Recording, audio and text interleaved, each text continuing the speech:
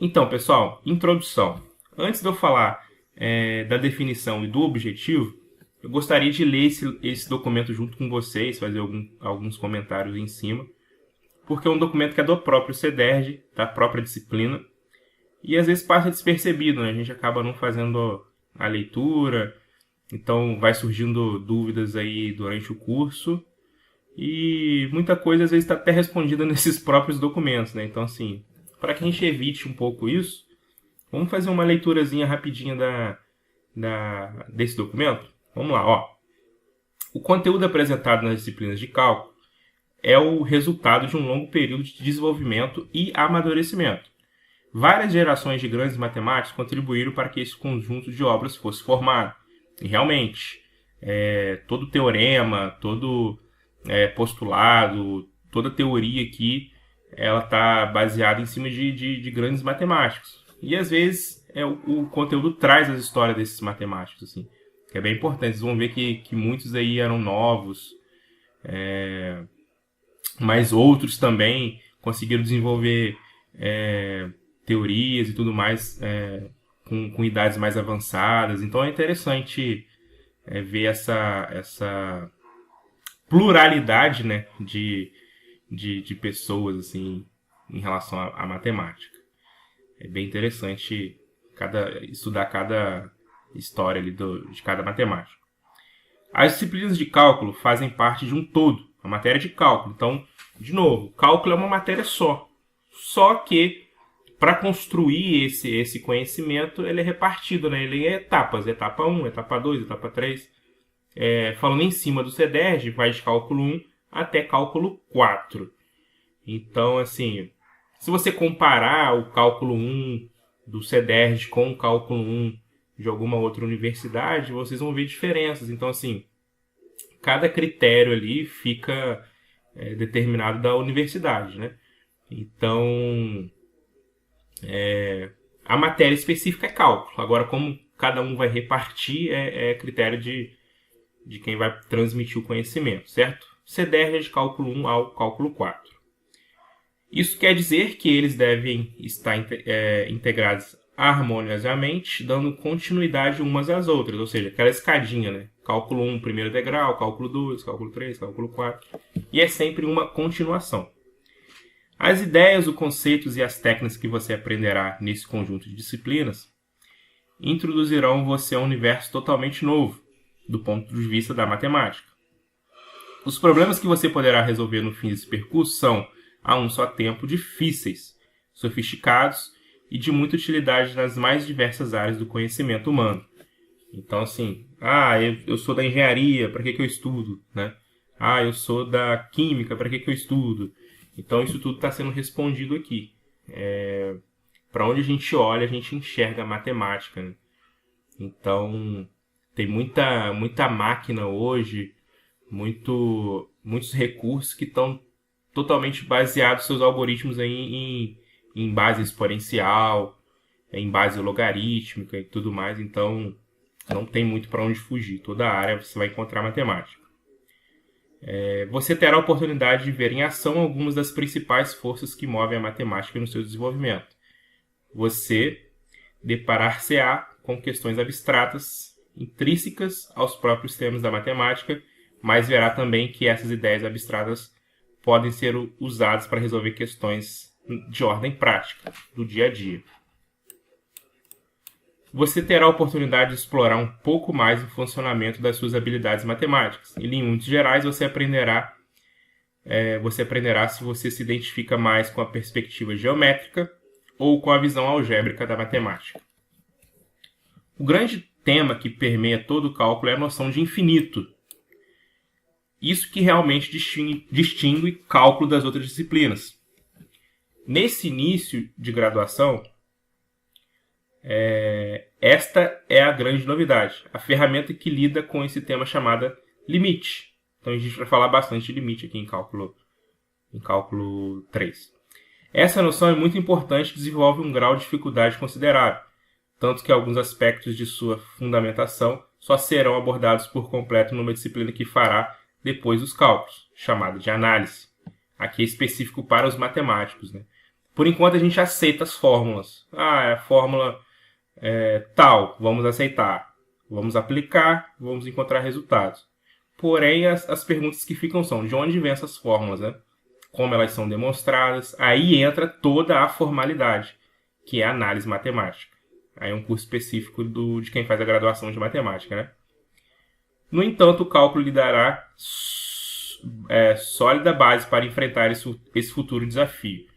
Então, por enquanto, a gente aceita e depois começa a provar, né, essas fórmulas, esses teoremas e tudo mais.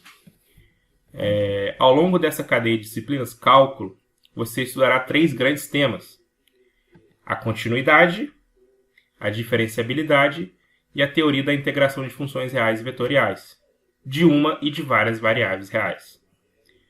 Tudo começa com funções reais de uma variável, desenvolve-se passo a passo, culminando numa série de grandes teoremas. Aí entra a parte de cálculo 4, que a gente passa a conhecer o teorema de Green, o teorema de Gauss e o teorema de Stokes.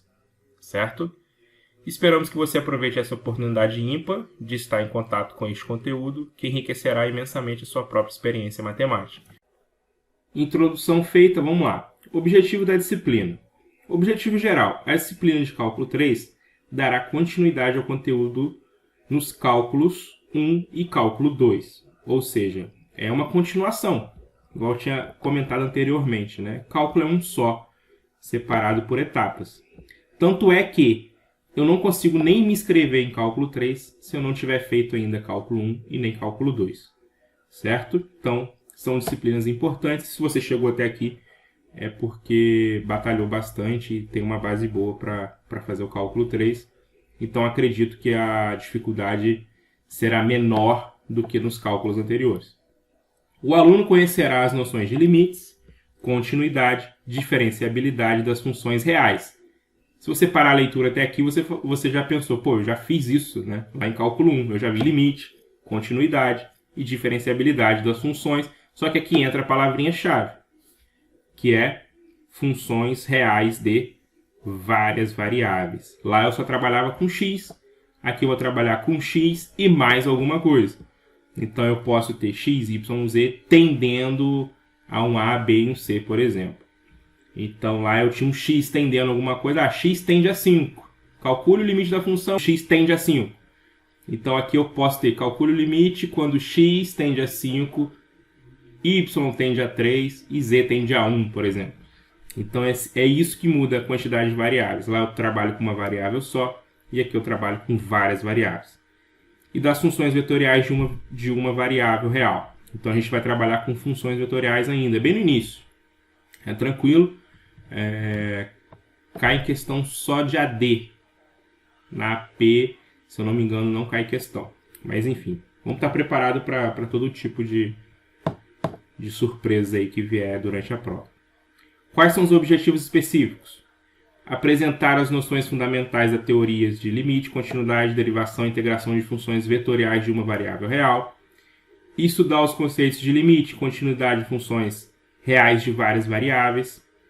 E introduzir a derivadas parciais, bem como a noção de diferenciabilidade das funções reais de várias variáveis.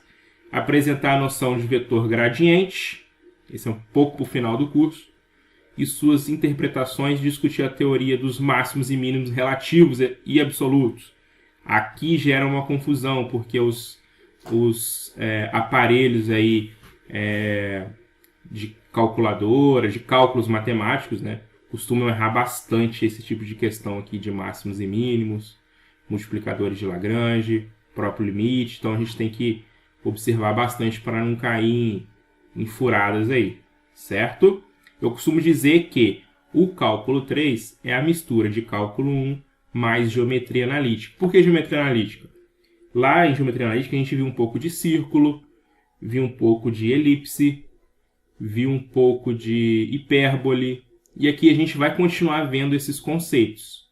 Então a gente precisa saber uma parametrização, a gente precisa identificar ali uma reta tangente e tudo mais. Então, cálculo 3 é a mistura de cálculo 1 com geometria analítica, embora também seja uma continuação de cálculo 2, porém aquelas partes de integrais pesadas a gente vai ver só em cálculo 4.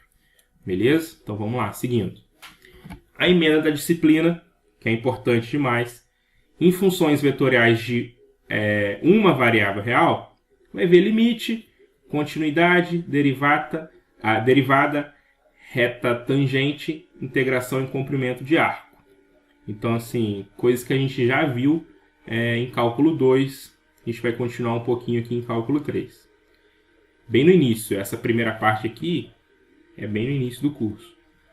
Agora sim, de fato, a gente entra em coisas novas aqui, funções reais de várias variáveis, conjunto de nível, limites e continuidade, derivadas parciais, diferenciabilidade, diferencial com aproximação linear, gradiente, plano tangente e a reta normal. Lá em cálculo 1 a gente viu reta tangente, né? Como aqui eu estou trabalhando com várias variáveis, a gente pode ver um plano tangente. Olha só como é que a teoria acaba sendo parecida, né? A motivação, digamos assim, a motivação é parecida. Então, assim, são os mesmos conceitos que a gente via lá. Estudo de função, lá em cálculo 1 a gente derivava, igualava a zero. Fazia o estudo da primeira derivada, o estudo da segunda derivada. Aqui vai ser a mesma coisa. Você vai ver o estudo da primeira derivada, só que aí entra a derivada parcial. A gente tem uma derivada em relação a x, uma derivada em relação a y. A gente também vai igualar a zero. A gente vai ver os multiplicadores de Lagrange e tudo mais. Então, assim, é uma continuação real de cálculo 1 e de cálculo 2. Certo? Referências bibliográficas. Aqui eles trazem a própria apostila, né, o próprio módulo, que eu tiro bastante coisa dali para apresentar o conteúdo para vocês, as formas, os macetes e tal. Mas ele ainda traz o livro do Guidorizi, que é a referência 5 aqui, que é o que está na plataforma de vocês, junto com o livro do Sturt, que é muito bom também. Eu até recomendo mais o livro do Sturt do que o do Guidorizi ainda. Então, assim, essa é a referência, esse é o objetivo, essa é a definição de cálculo 3. Então, assim, agora o objetivo do curso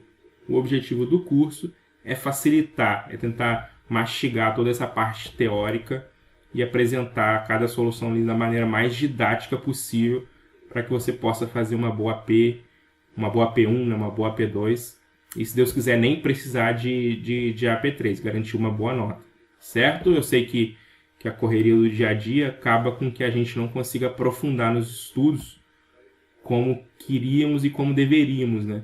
Mas o objetivo aqui é facilitar ao máximo, é otimizar esse tempo. Então, assim, igual comentei lá no Comece Por Aqui, o curso dura pelo menos 12 horas. Então, temos 12 horas de curso, 12 horas dividida em uma parte que vai a P1 e uma parte que vai a P2, ou seja, então temos 12 horas, 6 horas para 2 meses e 6 horas para mais 2 meses. Então, não está tão puxado assim. Fazendo a lição de casa, vocês vão conseguir uma boa nota aí e uma boa aprovação. Certo? Então, bora lá, vamos iniciar, que já vem a D e vem a P. Fechou? Valeu, pessoal. Tamo junto.